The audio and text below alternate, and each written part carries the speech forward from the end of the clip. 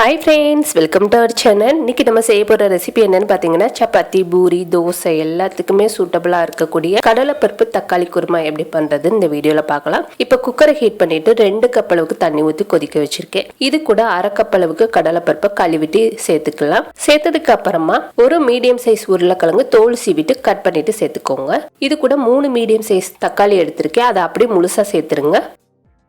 1/4 teaspoon அளவுக்கு மஞ்சத்தூள் சேர்த்துட்டு நல்லா கொதிச்சதுக்கு அப்புறமா மூடி போட்டு 4 விசில் வர வரைக்கும் வேக வச்சு எடுத்துலாம். இப்ப பருப்பு வேகிறதுக்குள்ளே இதுக்கு ஒரு மசாலா ரெடி பண்ணிக்கிற போறோம். மிக்ஸி ஜார்ல ஒரு சில்லு அளவுக்கு தேங்காய் சேர்த்துக்கோங்க. 1 டீஸ்பூன் அளவுக்கு மிளகு, 1 டீஸ்பூன் சோம்பு, 1 டீஸ்பூன் ஜீரகம், 1 டீஸ்பூன் கசகசா சேர்த்துக்கலாம். இதுல கொஞ்சமா தண்ணி ஊற்றி ஃபைன் பேஸ்டா அரைச்சி எடுத்துக்கிற போறோம். இப்ப அரைச்சாச்சு. நம்ம வேக வச்ச பருப்பும் பாத்தீங்கன்னா நல்லா வெந்திருக்கும். நம்ம ஓப்பன் பண்ணி பார்த்தோம்னா நல்லா சாஃப்டாக வெந்திருக்கு. தக்காளியில் உள்ள தோல்லாம் நல்லா பிரிஞ்சு வந்துருச்சு. நம்ம இப்போ தோலை மட்டும் தனியாக எடுத்து வச்சிடலாம். தோல் எல்லாமே தனியாக எடுத்ததுக்கு அப்புறமா பருப்பு செக் பண்ணி பாருங்க, நல்லா சாஃப்டாக வெந்திருக்கணும்.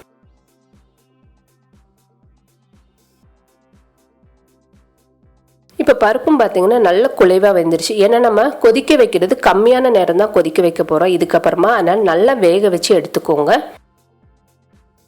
இப்போ கரண்டினால நல்லா மசிச்சு விட்டுக்கலாம். ஏற்கனவே நல்லா சாஃப்டா வெந்திருக்கனால அதிக நேரம் நான் மசிக்கல, ஓரளவுக்கு தான் மசிச்சு எடுத்திருக்கேன். இந்த மாதிரி நல்லா கலந்ததுக்கு அப்புறமா கடாய் ஹீட் பண்ணிட்டு தேவையான அளவுக்கு ஆயில் சேர்த்துக்கோங்க. நான் இன்னைக்கு தேங்காய் எண்ணெய் சேர்த்திருக்கேன். இது கூட ஒரு பிரிஞ்சி எல்லாம் சேர்த்துக்கலாம்.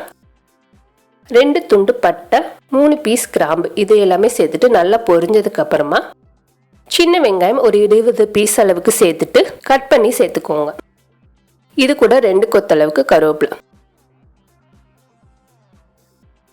வெங்காயம் நல்லா பொன்னிறமா வர வரைக்கும் வதக்கிடலாம். நல்லா வதங்கினதுக்கு அப்புறமா இதுல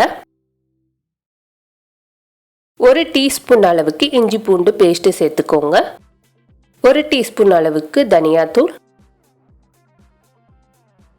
1 டீஸ்பூன் தனி மிளகாத்தூள் சேர்த்துருக்கேன். நம்ம ஏற்கனவே மிளகும் சேர்த்துருக்கோம், அதனால காரம் பார்த்துட்டு கூட குறைய சேர்த்துக்கலாம். இப்போ இதை நல்லா மிக்ஸ் பண்ணதுக்கு அப்புறமா நம்ம அரைச்சி வச்ச தேங்காய் பேஸ்ட்டு சேர்த்துக்கோங்க. எல்லா மசாலாவும் பச்சையாக தான் சேர்த்துருக்கோம், அதனால ஒரு 2 நிமிஷம் நல்லா கலந்து விட்டிங்கன்னா மசாலா வாடை இல்லாமல் சூப்பராக நம்மளுக்கு குருமா ரெடி ஆயிடும். இப்போ கொஞ்சமாக தண்ணி சேர்த்து நல்லா ஒரு 2-3 நிமிஷம் நல்லா மிக்ஸ் பண்ணி விட்டுருங்க. நல்லா கொதிச்சதுக்கு அப்புறமா இது கூட வேக வச்ச கடலைப்பருப்பு சேர்த்துக்கலாம். இப்போ தேவையான அளவுக்கு உப்பு சேர்த்துருங்க. உப்பு சேர்த்துட்டு நான் இதில் இன்னும் கொஞ்சம் தண்ணி சேர்த்துக்கிற போகிறேன். நீங்கள் எவ்வளோ அளவுக்கு தண்ணி வேணுமோ அந்த அளவுக்கு சேர்த்துக்கோங்க.